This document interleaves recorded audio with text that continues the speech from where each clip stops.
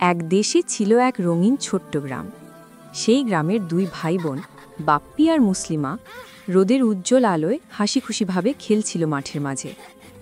একদিন বাপ্পি গাছের নিচে খেলতে খেলতে একটি ছোট কাঠের বাক্স খুঁজে পেল। কৌতূহলে মুসলিমা দৌড়ে এলো বাপ্পির কাছে। তারা দুজনে মিলে বাক্সটি খুলল। বাক্সের ভিতরে ছিল একটি জাদুকরি মানচিত্র, যা সোনালি আলো দিয়ে ঝলমল করছিল। মুসলিমা, আমরা কি শেখাতে যাব? উত্তেজনায় বলল বাপ্পি। হ্যাঁ ভাই, চলো একসাথে যাই, সে হাসি দিয়ে উত্তর দিল। মানচিত্রটি ধরে তারা গ্রামের বাইরে নিজেদের অভিযান শুরু করল। তারা পৌঁছালো একটি বিশাল ঝর্ণার কাছে। বাপ্পি সাহসীভাবে ঝর্ণাটি পার হলো, আর মুসলিমা ধৈর্য ধরে পথ নির্দেশ করল। এরপর তারা একটি অন্ধকার গুহায় ঢুকল, যা রহস্যময় আলো দিয়ে ভরা ছিল।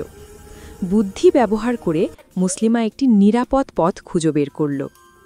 শীঘ্রই তারা একটি বন্ধুত্বপূর্ণ শিয়ালের সঙ্গে দেখা করল, যা তাদের সঠিক পথ দেখালো। পরবর্তীতে একটি জ্ঞানী পুরনো প্যাঁচা হাজির হল এবং তাদের সামনে আসা বিপদের কথা সতর্ক করে বলল। প্যাঁচাও তাদের জ্ঞান ও সাহসের আশীর্বাদ দিল।